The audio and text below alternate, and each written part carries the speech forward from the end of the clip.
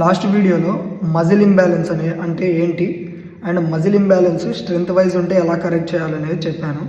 ఈ వీడియోలో muscle imbalance అనేది సైజ్ వైజ్ ఉంటే ఎలా కరెక్ట్ చేయాలనేది చెప్తాను. అంటే మీరు రైట్ హ్యాండ్ కన్నా లెఫ్ట్ హ్యాండ్ అనేది చిన్నగా ఉండడము, రైట్ లాట్ కన్నా లెఫ్ట్ లాట్ అనేది చిన్నగా ఉండడం, రైట్ చెస్ట్ కన్నా లెఫ్ట్ చెస్ట్ అనేది చిన్నగా ఉండడం, ఇలాంటి కేసెస్ ఉన్నప్పుడు సైజ్ వైజ్ మజిల్ ఇంబ్యాలెన్స్ అనేది ఉంటుంది. సో దీన్ని కరెక్ట్ చేయడానికి ఫస్ట్ స్టెప్ వచ్చేసి ఏ సైడ్ అయితే వీక్ ఉంటుందో ఆ సైడ్ని కొద్దిగా ఎక్కువ ట్రైన్ చేయాలి. దీనివల్ల ఏమవుతుందంటే టైం టు టైం అనేది మన మజిల్స్ అన్నవి ఈక్వల్గా బిల్డ్ అవుతాయి. అండ్ సెకండ్ది వచ్చేసి బార్బెల్ రాడ్స్తో చేసే ఎక్సర్సైజెస్ ఏదైతే ఉంటాయో వాటిని డంబెల్స్తో రీప్లేస్ చేయడం వల్ల రెండు చేతులకి ఈక్వల్ అమౌంట్ ఆఫ్ వెయిట్ అన్నది పడుతుంది, కాబట్టి మజిల్ అన్నది ఈక్వల్గా గ్రో అవుతుంది. థర్డ్ది వచ్చేసి ఏ సైడ్ అయితే వీక్ ఉంటుందో ఆ సైడు మైండ్ మజిల్ కనెక్షన్ ఉండేలా చూసుకోండి.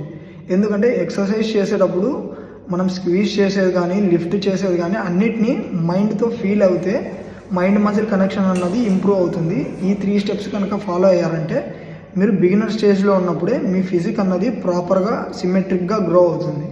సో ఇలాంటి కంటెంట్ కోసం మన పేజ్ని అయితే ఫాలో అవ్వండి. Thank you.